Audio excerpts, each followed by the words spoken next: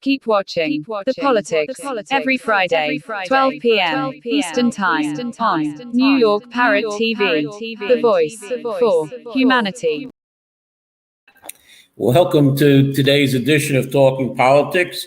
As you can see in the promo, the meeting last night and Community Board 11 will be promptly discussed in the second half of the show. However, my name is Robert Press, the host of Talking Politics, and as you can see by my official New York City press card, I write for the Bronx Chronicle. I also contribute to the Co-op City News and the Parkchester Times, which the Parkchester Times, like this show, is owned by Muslim Media Incorporated. The views on this show that appear on this show are that of the host, any guest or any commentator that you'll see come across the bottom of the screen, and not necessarily that of Muslim Media. Today is December 1st. We hope that everybody had a happy Thanksgiving, watched the Macy's Thanksgiving Day Parade, and are ready for the holiday season as the new year, 2024, will be right around the corner. Today's weather, well, the temperature will rise again about 50 degrees with a chance of showers later tonight. Saturday, we'll see temperature getting in the high 50s. Sunday, again, the temperature will be over 50 with possible light showers at night. And Monday, we'll also see 50-degree weather for some pleasant above-average temperatures in December. So far, there has been no accumulated snowfall in the Bronx or any of the 5 boroughs. So there you go, Mayor Adams. The city has saved some money by not having to clear any snow. Normally, we have about a couple of snow accumulations before or after Thanksgiving, but we have not had any snow yet this year. And it looks like with 50-degree weather, we may not have it till maybe Christmas. And let's hope we do have a white Christmas for everybody. So now on to the news. And like I said, the second half of the show will be devoted to Bronx Community Board 11, last night's full Community Board 11 meeting. Bronx Borough President Vanessa Gibson's address to Community Board 11. Now, in the news, if I can get the paper, okay. Israel. The 7-day ceasefire has ended. Israel has resumed combat operations against Hamas in Gaza, accusing the militant group of violating their agreement. Hamas has denied Israel's claim. The resumption came moments after the 7-day truce between the sides expired. The 7-day pause in fighting allowed residents of the civilian hostages to be released and Palestinian detainees released from Israeli jails. Negotiations with Qatar and Egypt, mediators over the release of hostages that is still in the hands of Hamas, are continuing despite the resumption of the hostilities. Meanwhile, no aid trucks have crossed into Gaza after the truce ended. Now, it appears, and the New York Times wrote that Israeli officials obtained a document describing Hamas's battle plan for October 7th terror attack more than a year ago before the militant group carried out the assault. The New York Times, like it said, reported Thursday, citing documents, emails, and interviews. The roughly 40-page document did not give a date for the attack, but outlined point by point the kind of the deadly incursion that Hamas carried out in Israeli territory in October, according to the Times, which reviewed the translated document. Israeli military and intelligence officials dismissed the plan, assessing that it would be too difficult for Hamas to carry out, according to the Times. The document, which Israeli authorities codenamed Jericho Wall, detailed an assault that would overwhelm fortifications around the Gaza Strip, take over Israeli cities, and target key military bases. It was followed with precision by Hamas on October 7th, the Times said. On that day, Hamas militants struck across the border from Gaza into a coordinated assault in what was the deadliest single-day assault on Israel since the country's founding in 1948. Here are some tidbits, something that just came in. The House was set to vote today whether to expel embattled Representative George Santos over allegations that he stole money from his own campaign and committed other misdeeds in what would be the third expulsion from the chamber since the Civil War. And apparently George Santos became the 6th person ever expelled from Congress since its inception. And a special election will be held to replace him, and that will most likely happen in February. There were 311 members that voted to expel Santos. A 2/3 majority vote was needed, and both Democrats and Republicans voted to expel him. Next, there is a proposal that set the Manhattan congestion pricing at toll at $15 a car, which was criticized yesterday by New York City Mayor Eric Adams and other officials who expressed hope that the final plan would offer more exemptions. However, if more exemptions are offered, then the price may go up to $16, $17, $18, or even $20. Governor Hochul yesterday signed a bill aimed at preventing discrimination against LGBT plus people and people living with HIV that are residents of long-term care facilities. And here's an interesting point from Albany. The College of St. Rose's class of 2024 will be the final class of students to earn a diploma there after the Board of Trustees voted to shut down the Albany College at the end of the spring semester. News of the college closing is unadulterated and is an unadulterated tragedy for its students and employees, but also for the city of Albany and others that are in desperate need of well-trained teachers and nurses. The newspaper, the Times Union editorial board writes. Apparently, this is a school that trained teachers and nurses, and both are in very well needed requests in cities, especially New York City. And New York City Mayor Adams announced that City Hall and several municipal buildings will be lit red tonight in recognition of the 35th anniversary of World AIDS Day, a global movement to unite people in the fight against HIV/AIDS and remember the lives lost in the HIV/AIDS-related illness, where New York City was one of the focal points. And New York City stands in support of those living with HIV/AIDS and honors New Yorkers who we have lost to this tragic epidemic, said Mayor Adams. Now, in addition to City Hall, Bronx Borough Courthouse on Grand Concourse, the David N. Dinkins Municipal Building at Center Street in Manhattan, Staten Island Borough Hall in Richmond Terrace, and the New York City Department of Sanitation Spring Street Salt Shed at Spring Street will be lit up red in honor of the National AIDS Day. It appears that Governor Hochul has backed down from her 800,000 units of new housing over the next decade. She is cutting back on that, hoping that a replacement of the expired 421A tax break will spur housing rental development, which will include some affordable housing. What happened with the 421A program? Developers started building, and some built affordable housing, but most of it was the condominiums in the city of Manhattan. The decision comes amid Democrats developing plans to win a half a dozen key congressional swing seats in the 2024 elections, races that can go a long way determining which party controls the House of Representatives come 2025. So with Hochul atop the ticket, securing a narrow victory over Republican Lee Zeldin, the New York GOP outperformed expectations in 2022, winning a handful of those seats and helping deliver the House into Republican hands. So what's happening is Governor Hochul is trying to get those seats back. So upstate New York is a lot different from New York City. It is rural, and they basically have said, we don't want any more housing. And that can be seen in Westchester County, by the Metro North Station in Harrison. 143 units of affordable housing were built, unlike the 6,000 that are proposed by the two Metro North stations in Community Board 11 and 9 at Damaris Park and Van Ness Parkchester. Now, Mayor Adams has cracked down on landlords of illegal smoke shops. He says that he opened a new front in his administration to combat the proliferation of illegal, unlicensed smoke shops. New York City Sheriff's Office Joint Compliance Task Force to address illegal smoke shops has sent letters to landlords and owners of 50 buildings across the 5 boroughs, warning that they could be liable for continued unlicensed sale of cannabis or tobacco products by their tenants.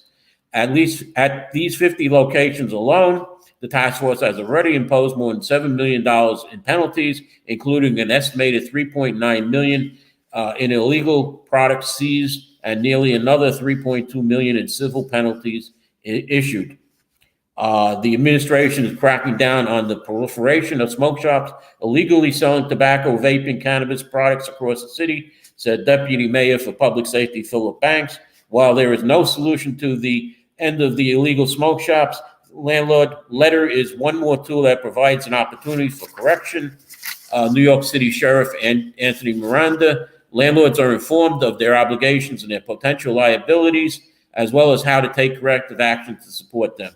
It appears that the New York City Police Department will be also part of this, getting rid of, according to New York City Police Commissioner Edward Caban. The letter explains to landlords and owners that they could face an injunction and penalties of up to $1,000 a day. The city also is empowered to request that the building owner or landlord initiate an action to remove tenants from the property.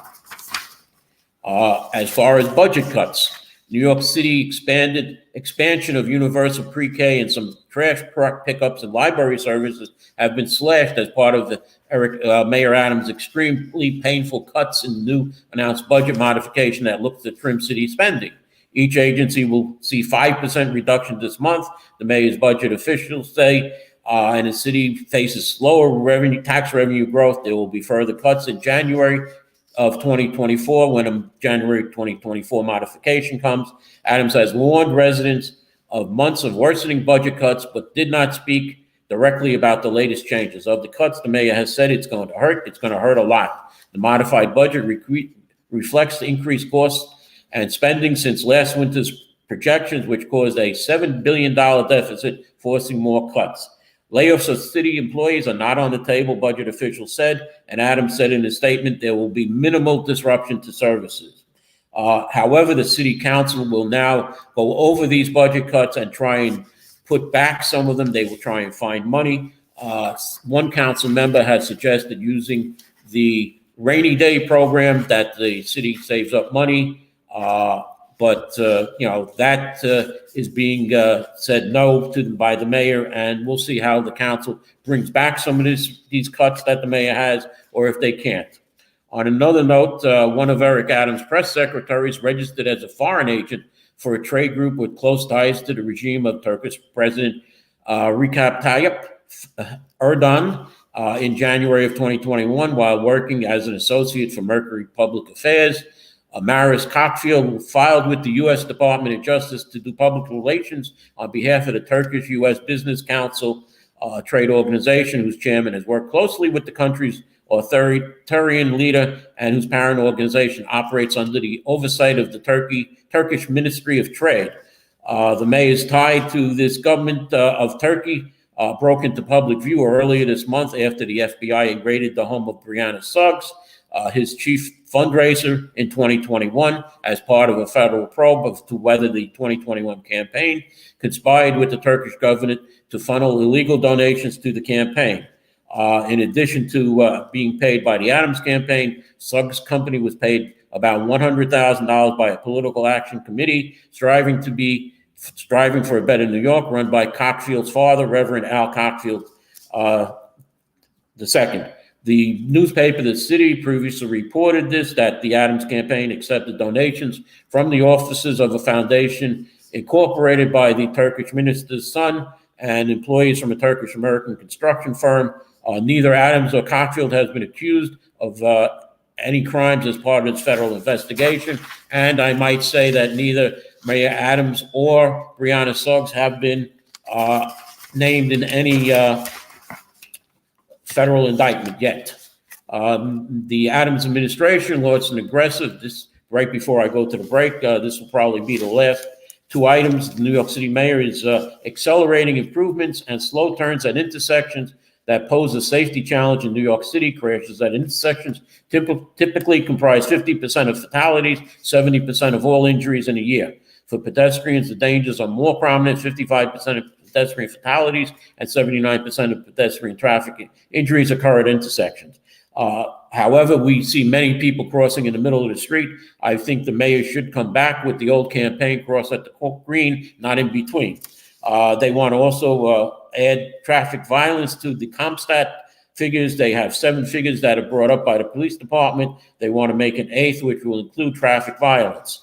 And in making the city's fleet even safer, Mayor Adams and DCAS Commissioner Pinnock launched a pilot program to add active ingredients technology to 50 vehicles, restricting maximum speeds and ensuring universal compliance with speed limits across 750,000 miles traveled by city vehicles. Now, the city also is Wednesday outlined a plan to make New York City the first city on the East Coast to transition to all heavy-duty vehicles in the city's fleet from fossil fuel to renewable fuel. The city's fleet currently includes more than 12,600 on and off-road trucks and specialized equipment that operate on diesel fuels, but by the end of the fiscal year 2024, 7 months away, they will operate on renewable diesel.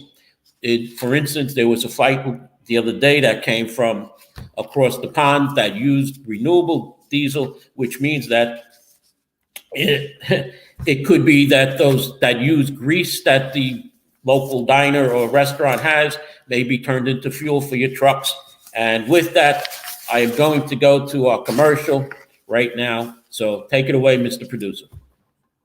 Do you know that there is a publishing company that wants to make life easier for you as a writer? This publishing company is called World Inkers Printing and Publishing. We publish in all different languages, and we're looking for writers of all genres, all formats. We're looking for scholars, ghostwriters, playwrights, poets, short fiction, novelists, you name it. We're looking for anybody who is interested in writing and the craft of writing to be in touch with us. You can reach us at info.worldinkers@gmail.com. With World Inkers Printing and Publishing, you do not require a lot of money to publish with us. Contact us today at info.worldinkers@gmail.com. Become a winner with other authors at World Inkers Printing and Publishing. Give us a shot. We will surely convince you. Okay, welcome back to the show. Let's talk about last night's Community Board 11 meeting, the Borough President's speech to Community Board 11 members. But first, I must say that on September 26th, the day before the first full board meeting of Community Board 11 and with its new members, I foiled all 44 applications of the members of Community Board 11. The interview of the members that were appointed in 2023, they went through an interview process on video. Any text messages, emails, or other correspondence regarding the appointment of Bronx Community Board 11 members.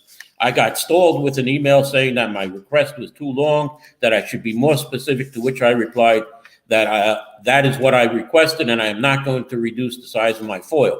I then received a list of demographic data for Community Board 11 with a note that it only reflects those who responded to the question, and no individual members were listed, just public information that should be updated on the Community Board 11 website. The email also stated that in regard to my request for video interviews, emails, text messages, or written notices on the appointment or reappointment of any applicants, the same cannot be fulfilled as such records do not exist. Those records do exist, Bronx Borough President, and she does not want to allow me to see that she may have appointed people to Community Board 11 that are not qualified to be on Community Board 11. One person who said he moved from Florida in April, which was confirmed by community activist Diana Finch, who wrote, so he moved in April, the deadline. But however, Ms. Finch, the deadline by the Borough President was first May 3rd, 2023. Then it was extended to March 15th of 2023. So if this person moved here in April, he would not be able to sit on Community Board 11. One member appears to live in Community Board 9. But Community Board 9 is full with 50 members, so there was no place to put him on Community Board 9. I wonder if he was placed on Community Board 11, since there was no room for him on Community Board 9. Also, there is one member on Community Board 11 who has a Parkchester mailing address and just moved recently into Community Board 11. The matter has been turned over to the Department of Investigation. Now, last night, the Community Board had Borough President Gibson speak to them. She went on for over 10 minutes. We have appointed each and every one of you what is going on CB 11. She said she is frustrated. She needs everyone to look at her strategic plan about building up the Bronx. She said that members who are not following her code of conduct, she will take care of them, and that is yet to be seen because I have more information on that. Now, well, last night, though, had an executive session meeting that was called by one member and seconded by another. But the question is, was this an illegal executive session that was convened by Community Board 11. There is the tape on the YouTube channel of Community Board 11. It is a 3-hour tape. At the 2-hour and 48-minute mark of the board meeting, the district manager asked if there was any old business. What appeared to be a motion made by board member Cynthia Rodriguez to go into executive session, whereas the district manager said use the mic. The board member repeated the motion to go into executive session to discuss the agenda item regarding board offices.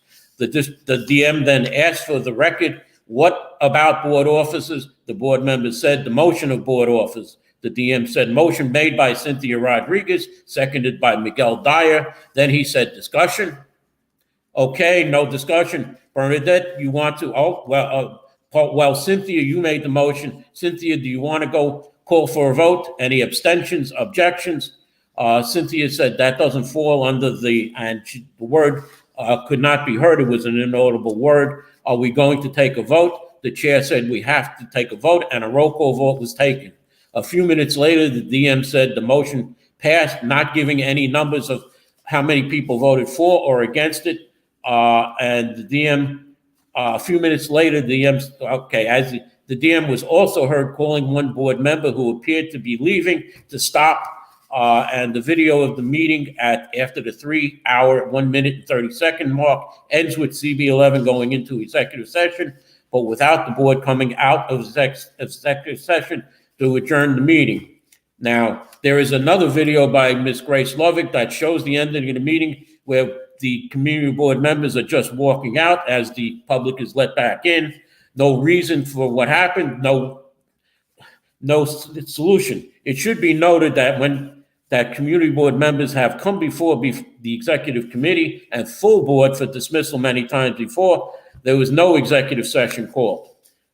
This was held in public because there are certain areas that must be met before a public body can go into executive session, which relates to any staff of the board and not board members. Hiring a staff such as the district manager, raises of pay cuts, employment history, evaluation of staff or DM, or the medical history of staff. In other words, employees of the board, not members of the board themselves, are what executive sessions are for, since Bronx Borough President said it best when she said board members are not paid, they are volunteers. Now, here is from the Open Meetings Law.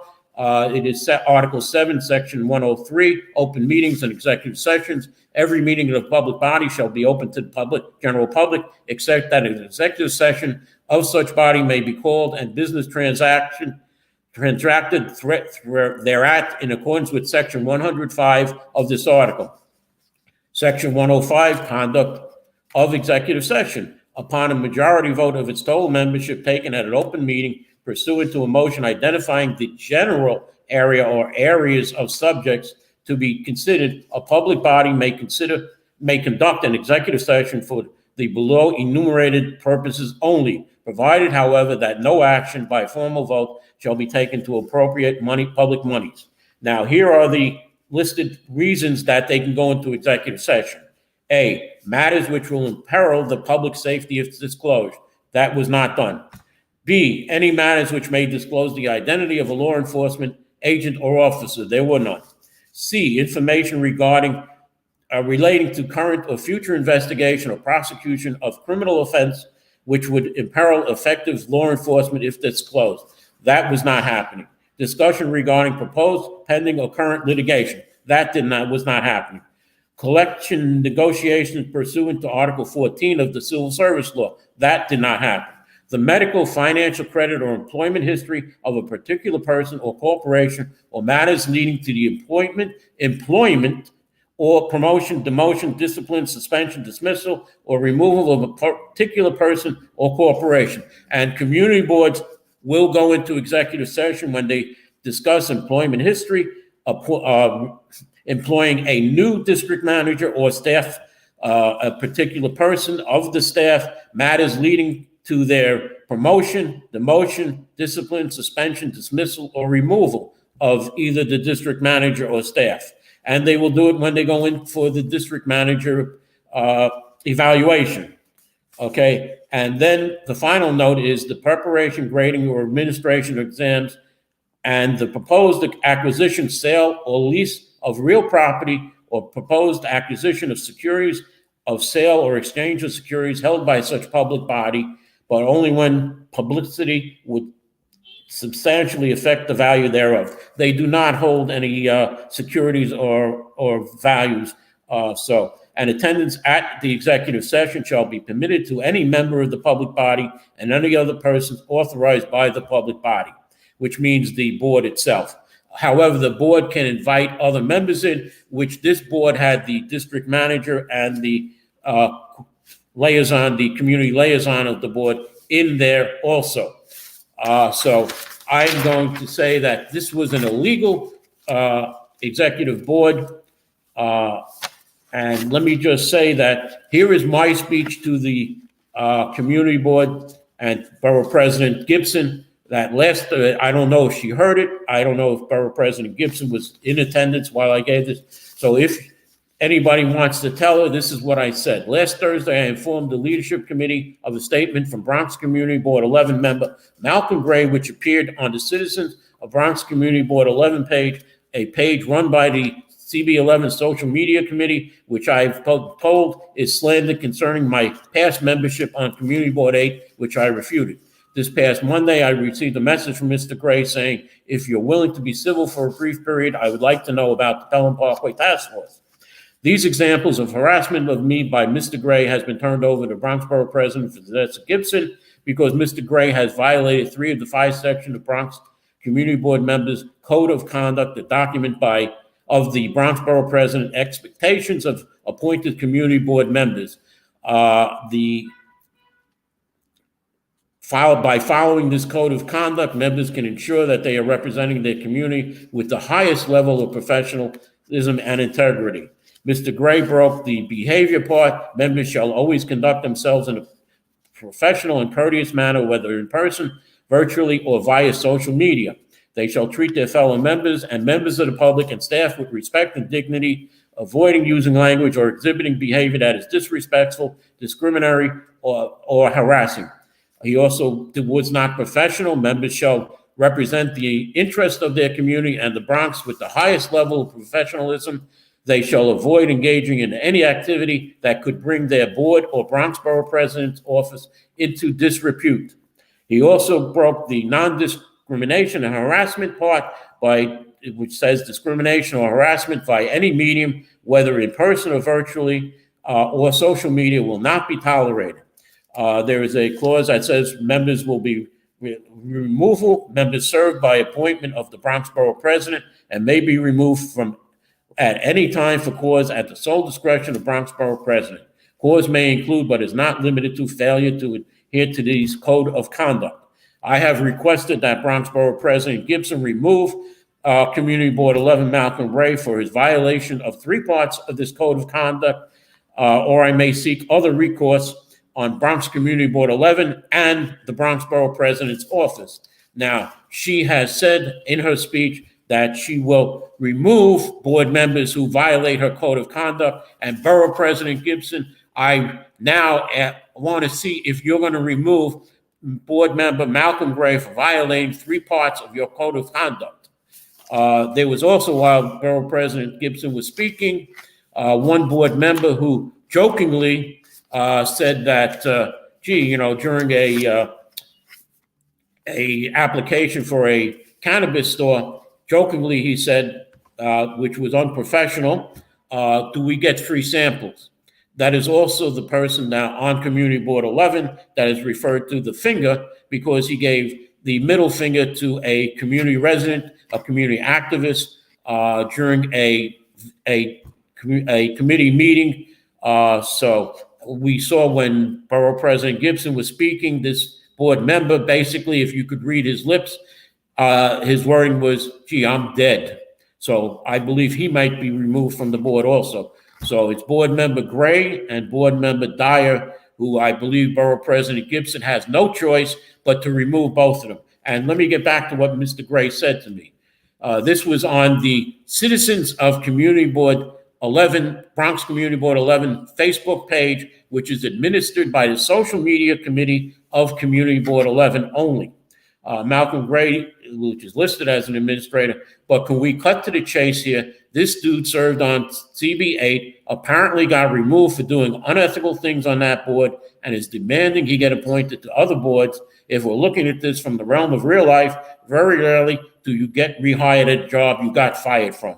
And again, my response is, Mr. Gray and anyone else, because I understand Mr. Gray is looking for anything he can find on me. I did not get removed for doing unethical things. I would not have been a vice president of two committees, a vice chair of two committees on Community Board 8, the Traffic and Transportation Committee, and the Public Safety Committee, as well as being the chair of the Budget Committee my last year on the board, also being renominated to be the chair of the Budget Committee until at 10 p.m. the night before May 31st, I received a call from the chair of the board that the borough president has decided not to reappoint me. The next night I saw the borough president, who was at a loss for words.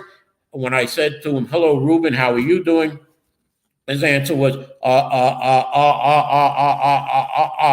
Okay, so I said to him, "Ruben, don't worry, I know why you did it." And he agreed, he said I was a bad boy. The reason was I wasn't supporting a certain candidate of the Bronx Democratic Party, and it's in the minutes of two committee meetings, the Law, Rules, and Ethics Committee in January, that I wanted the board to know I was one, and in the February Executive Board meeting, where I was a member of the Executive Board of Community Board 8, I said that two members of the Bronx Democratic Party threatened me by saying, "You're up for reappointment, Mr. Press, you better watch out." And that is the reason that I was not reappointed, Mr. Gray. The Bronx Democratic Party told the borough president not to reappoint me because I was not supporting their candidate.